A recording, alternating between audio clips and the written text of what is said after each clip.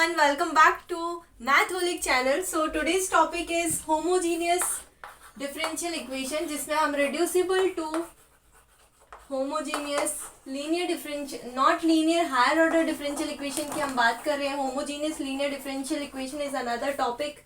अगर हमने उसे अभी तक कवर नहीं किया है तो हम इसको नेक्स्ट वीडियो में कवर करेंगे. Homogeneous reducible to homogeneous differential equation of higher order अभी हम पढ़ रहे हैं. अब इसमें क्या आपको करना होता है, होमोजीनियस में आपको इक्वेशन को कन्वर्ट करना होता है. होमोजीनियस का सबसे पहले हम एक स्टैंडर्ड फॉर्म देख लेते हैं. What is the standard form of homogeneous differential equation of higher order. Standard equation या स्टैंडर्ड फॉर्म इसका होता है x square d square y upon d x square plus x d y upon d x plus y equals to q. This is the standard form of homogeneous differential equation of higher order. अब इसमें हम क्या करते हैं, C F plus P I का form क्यों नहीं use करते हैं, क्योंकि आपके पास जो कोफिशिएंट्स हैं, ये जो कोफिशिएंट्स आपको दिख रहे हैं, ये सारे कोफिशिएंट्स क्या हैं आपके, ये वेरिएबल कोफिशिएंट्स हैं, नॉट कांस्टेंट कोफिशिएंट्स. तो यहाँ पे जो कोफिशिएंट्स हैं ये आपके क्या हैं, वेरिएबल कोफिशिएंट्स हैं. अगर ये वेरिएबल कोफिशिएंट्स होते हैं तो हम C F plus P I वाला फॉर्मेट नहीं यूज कर सकते हैं. काफी सारे स्टूडेंट्स उसको यूज कर देते हैं तो फिर उनका पूरा सॉल्यूशन गलत हो जाता है. यहाँ पे अगर आपका फॉर्म वेरिएबल कोफिशिएंट वाला है तो आप होमोजीनियस लगा सकते हैं. नहीं तो हम यूनिट नंबर 2 में और भी बहुत सारे मेथड्स पढ़ने वाले हैं, वो मेथड्स भी आप इनमें अप्लाई कर सकते हैं. अब हम पढ़ रहे हैं reducible to homogeneous differential equation. Reducible में और होमोजीनियस में क्या डिफरेंस है, ऐसे क्या है जिसे हमें रिड्यूस करके होमोजीनियस में लेके आना पड़ता है. तो यहाँ पे डिफरेंस ये है कि आपके पास जो होमोजीनियस डिफरेंशियल इक्वेशन है वो एक्स स्क्वायर एक्स, यहाँ पे सिर्फ वन वेरिएबल आपको दिया रहेगा. लेकिन रिड्यूसिबल टू में आपके पास ए माइनस बी एक्स यानी टू टाइप का ऐसे इस तरीके से आपको फॉर्मेट रहेगा, वेरिएबल रहेगा जो कि एक नहीं रहेगा, एक से ज़्यादा हो सकते हैं. तब आपको इसको क्या करना पड़ेगा, रिड्यूस करना पड़ेगा. तो यहाँ पे इसका स्टैंडर्ड फॉर्म हो जाएगा d square y upon d x square plus b a minus b x d y upon d x plus b square a minus b x y equals to q. कुछ इस तरीके से आपके पास क्या रहेगा, reducible to homogeneous differential equation का standard form. So let's take one example on this topic. Question is 1 plus x का whole square d square y upon d x square plus 1 plus x d y upon d x plus y equals to 4 cos log 1 plus x. This is one question. इसको हम solve करते हैं. इसको हम reducible to homogeneous differential equation से solve करेंगे. So let's solve this question. यहाँ पे हम क्या करेंगे, सबसे पहले 1 प्लस एक्स का होल स्क्वायर या फिर 1 प्लस एक्स को हम क्या करते हैं, कोई एक अदर वेरिएबल मान लेते हैं. तो हमने माना let 1 plus x equals to t. हमने 1 प्लस एक्स को क्या किया, टी मान लिया. अब हमें t मानने के बाद हमें x वाला वेरिएबल तो t में कन्वर्ट हो जाएगा, लेकिन dx कैसे कन्वर्ट होगा. तो dx को कन्वर्ट करने के लिए हमें क्या करना पड़ेगा, 1 प्लस एक्स का डिफरेंशिएशन करना पड़ेगा. तो आपके पास क्या आ जाएगा, 1 का हो जाएगा 0, x का हो जाएगा डिफरेंशिएशन 1 और t का क्या हो जाएगा dt अपॉन dx, क्योंकि हम x के रिस्पेक्ट में कर रहे हैं. तो हमारे पास हो जाएगा t का dt अपॉन dx. अब यहाँ से आप dx की वैल्यू निकाल सकते हो. तो dx की वैल्यू क्या आ गई आपके पास, dx की वैल्यू आ गई dt. तो dx की वैल्यू आपके पास आ गई dt. अब जहाँ जहाँ 1 प्लस एक्स है वहाँ t रखना है और जहाँ dx है वहाँ पे dt रखना है. तो आपके पास क्या आ जाएगा, आपके पास आ जाएगा t square d square y upon d t square plus t d y upon d t plus y equals to 4 cos log 1 plus x क्या हो गया, t हो गया. 1 प्लस एक्स क्या हो गया, यहाँ पे t हो गया. ठीक है. तो reduced equation is t square d square y upon d t square plus t d y upon d t plus y equals to 4 cos log t. अब क्या करना है हमको, इसको होमोजीनियस से जैसे हम सॉल्व करते हैं वैसे ही होमोजीनियस से सॉल्व करना है. तो अब क्या करना पड़ेगा, वहाँ पे हम x इक्वल्स टू क्या मानते थे, e की पावर z मानते थे. यहाँ पे हम क्या करेंगे, अब यहाँ पे x कन्वर्ट हो गया है t में, तो हम क्या करेंगे, यहाँ पे t इक्वल्स टू आप क्या मानोगे, t इक्वल्स टू e की पावर z मानोगे. दोनों तरफ log लेंगे तो आपके पास आ जाएगा log t equals to log e raise to the power z। और log e raise to the power z क्या होता है, log की प्रॉपर्टी से आपको ये याद होना चाहिए, log e to the power z होता है z। तो आपके पास z की वैल्यू क्या आ गई, log t आ गई, या फिर log t की वैल्यू क्या आ गई, आपके पास z आ गई। सिमिलरली हमें होमोजेनियस में क्या करना होता है, अगर आपने वीडियो देखी होगी तो आपको समझ में आ गया होगा वो चीज़, लेकिन हम फिर से इस वीडियो में एक बार एक्सप्लेन करेंगे इस चीज़ को। हमें dy अपॉन dx, हमें अब x dy अपॉन dx की वैल्यू निकालते थे, x dy अपॉन dx की वैल्यू निकालते थे, पर यहाँ पे किसकी वैल्यू निकालेंगे, t dy अपॉन dt की वैल्यू निकालेंगे। तो यहाँ पे हम वैल्यू निकालेंगे t, और यहाँ पे dt की वैल्यू आप निकालोगे, t dy अपॉन dt की वैल्यू निकालेंगे। कैसे निकालेंगे, सबसे पहले हम dy अपॉन dt की वैल्यू निकालते हैं, t आ जाएगा उसमें। तो dy अपॉन dt को हम किस तरीके से लिख सकते हैं, dy अपॉन dz और dz अपॉन dt।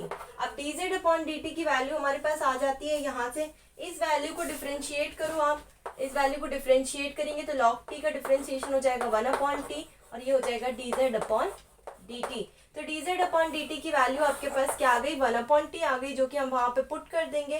तो आपके पास क्या आ जाएगा, dy upon dt, dy upon dt equals to dy upon dz, dy upon dz multiplied by 1 upon t। इसका स्क्रीनशॉट ले लीजिए या लिख लीजिए, फिर हम इसके आगे इसको इरेज करके सॉल्व करेंगे।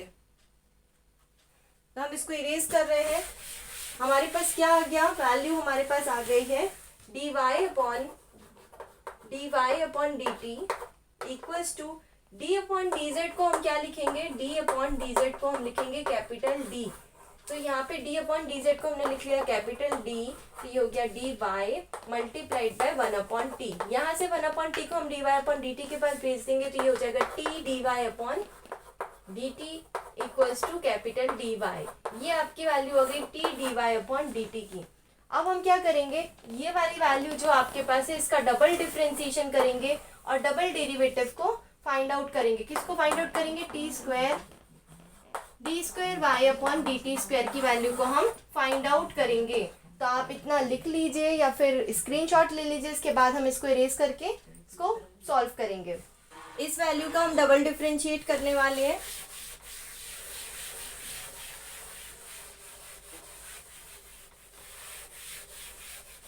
इसका डबल डिफरेंशिएट करेंगे तो ये वैल्यू आपके पास क्या आ जाएगी, ये आ जाएगी आपके पास d square y upon d t square equals to, यहाँ पे फर्स्ट फंक्शन और इसको सेकंड फंक्शन मान लेते हैं। डिफरेंशिएशन ऑफ फर्स्ट फंक्शन क्या हो जाएगा आपके पास, डी स्क्वायर वाई हो जाएगा और first function as it is, और यहाँ पे डी स्क्वायर वाई तो होगा बट डी आपका डी जेड अपॉन इसके फॉर्म में है, तो इधर पे साथ में d z upon d t भी आ जाएगा। सबसे पहले हम इस वैल्यू को थोड़ा सा सिंप्लीफाई करके लिख लेते हैं, तो आपके पास आ जाएगा d y upon d t equals to d y upon d z multiply function मानो। हम क्या करेंगे, d square y upon d t square हमने इसको डिफरेंशिएट किया और यहाँ पे फर्स्ट फंक्शन को एज इट इज रहने दो। First function as it is, differentiation of second 1 upon t का डिफरेंशिएशन क्या होता है, माइनस 1 अपॉन टी स्क्वायर होता है, ये स्क्वायर है, टी स्क्वायर होता है, plus first second function as it is रख दो और फर्स्ट फंक्शन का डिफरेंशिएशन कर दो, तो क्या हो जाएगा d square y upon d z square और मल्टीप्लाई में d z upon d t. Simplify कर लेते हैं। सिंप्लीफाई कैसे करेंगे, d z upon d t की वैल्यू 1 अपॉन टी पुट कर देंगे और d square d upon d z की वैल्यू क्या कर देंगे आप, उसकी जगह पे आप कैपिटल डी रख देंगे, तो आपके पास आ जाएगा, यहाँ पे आ जाएगा capital minus 1 upon t square capital d y plus 1 upon t और d z upon d t का 1 अपॉन टी, और ये क्या हो जाएगा डी स्क्वायर वाई। इतना आपको समझ में आ गया होगा। यहाँ पे ये टी स्क्वायर है, अब आपके पास क्या आ गया, d square y upon d t square, दोनों में से देखो क्या कॉमन ले सकते हैं, 1 अपॉन टी स्क्वायर कॉमन ले सकते हैं, तो 1 अपॉन टी स्क्वायर हमने कॉमन ले लिया। और क्या कॉमन ले सकते हैं, डी वाई भी कॉमन ले सकते हैं, तो डी वाई भी कॉमन ले सकते हैं, और यहाँ पे क्या बचेगा माइनस 1 प्लस डी, और इस स्टेप को हम इरेज करते हैं। अब यहाँ पे आपके पास थोड़ा सा अरेंज करोगे, टी स्क्वायर को वहां भेज दो, तो t square y upon d t square, क्या वैल्यू आ जाएगी आपके पास, डी माइनस 1 वाई, ये वैल्यू आपके पास आ जाएगी t square d square y upon d t square की, और t dy upon d t की वैल्यू क्या आ गई थी, dy आ गई थी। अब हम ये वैल्यूज़ हमारी जो रिड्यूसिबल फॉर्म था हमारा उसमें रख देंगे वैल्यूज़। तो इतना आप लिख लीजिए, स्क्रीनशॉट ले लीजिए, और इसके बाद फिर हम उसकी वैल्यूज़ को रखते हैं। अब यहाँ पे आप वैल्यूज़ देखेंगे तो आपके पास क्या वैल्यू आ जाएगी, ये आपका रिड्यूसिबल फॉर्म पहले हम लिख लेते हैं। तो यहाँ पे रिड्यूसिबल फॉर्म जो है वो इसका ये है, d square y upon d t square plus t d y upon d t plus y equals to 4 cos log t. Log t की वैल्यू क्या आ गई थी हमारे पास, z आ गई थी। लॉग टी की वैल्यू हमारे पास क्या आ गई थी, z आ गई थी, इसलिए हमने cos z लिख दिया डायरेक्टली। ठीक है, अब आपके पास क्या करना है, ये वैल्यूज़ को आपको पुट करना है, जो वैल्यूज़ आपने फाइंड आउट करी है। तो आपके पास ये जो वैल्यू है, ये वैल्यू है d minus 1 y plus t d y upon d t की क्या वैल्यू है, सिंपल डी वाई, और यहाँ पे plus y equals to 4 cos z। अब यहाँ पे थोड़ा सा ब्रैकेट ओपन करो आप लोग, d square y minus t y plus d y plus y equals to 4 cos z। Plus d y minus d y cancel हो जाएंगे, यहाँ पे d square y plus y बचेगा आपके पास। क्या बचेगा, d square y plus y equals to 4 cos z। ये आपका कौन सा फॉर्म बन गया, ये आपका C F plus P I वाला फॉर्मेट बन गया है, क्योंकि यहाँ पे वेरिएबल कोफिशिएंट हट चुके हैं। अब आपके पास क्या आ गया, कांस्टेंट कोफिशिएंट आ गया। तो अब यहाँ से आप ऑक्सिलरी इक्वेशन निकाल सकते हो। तो इसका आप स्क्रीनशॉट ले लीजिए या लिख लीजिए। हम इसको इरेज कर रहे हैं, तो आपके पास इसका ऑक्सिलरी इक्वेशन क्या आ जाएगा, ये बन गई आपकी सिंबॉलिक इक्वेशन। इसमें ऑक्सिलरी इक्वेशन आपकी क्या हो जाएगी, ऑक्सिलरी इक्वेशन आपकी हो जाएगी एम स्क्वायर, जो कैपिटल डी है वो कन्वर्ट हो जाएगा स्मॉल एम में, एम स्क्वायर वाई को कंसीडर नहीं करना है, एम स्क्वायर प्लस 1 हो जाएगा, और equals to R H S इसका 0 हो जाएगा। अब यहाँ से हम एम की वैल्यू फाइंड करेंगे, तो एम की वैल्यू फाइंड करना आपको आता ही है। तो एम हो जाएगा प्लस माइनस अंडर रूट -1, और अंडर रूट -1 क्या होता है आपके पास, अंडर रूट -1 होता है iota. Since under root -1 is iota, तो एम की वैल्यू क्या आ गई, प्लस माइनस आयोटा। और इसको क्या लिख सकते हैं, 0 plus minus iota. 0 plus minus iota हमने क्यों लिखा है, क्योंकि हमें कॉम्प्लीमेंट्री फंक्शन भी निकालना है। तो कॉम्प्लीमेंट्री फंक्शन कैसे निकलता है, अब अगर आपके पास जो वैल्यू है वो वैल्यू आपकी क्या है, वैल्यू आपकी इमेजिनरी है, तो कॉम्प्लीमेंट्री फंक्शन कैसे निकालेंगे। कॉम्प्लीमेंट्री फंक्शन की सारी वीडियोस आपके पास आ चुकी हैं ऑलरेडी, तो आप देख लीजिए, एक ही वीडियो में सारे के सारे केसेस कंप्लीट हैं। तो कॉम्प्लीमेंट्री फंक्शन की वीडियो आप लोग देख लीजिए। कॉम्प्लीमेंट्री फंक्शन यहाँ पे क्या होगा, कॉम्प्लीमेंट्री फंक्शन होता है e raise to the power alpha x c1 cos beta x plus c2 sine beta x. यहाँ पे अल्फा बीटा क्या होते हैं, तो अल्फा बीटा होते हैं alpha plus minus iota beta. तो अल्फा के प्लेस पे यहाँ पे क्या है, 0 है, तो e की power 0x c1 cos beta की जगह पे 1 है, तो cos है। पर्टिकुलर इंटीग्रल निकालना है, तो पर्टिकुलर इंटीग्रल निकालने के लिए हम क्या करेंगे, पर्टिकुलर इंटीग्रल निकालने के लिए हम RHS ऑफ द इक्वेशन लेंगे। So particular integral equals to RHS of the equation divided by f of d क्या था, वही सिंबॉलिक फॉर्म था जो आपने निकाला था। RHS क्या है, 4 cos log t है, 4 cos log t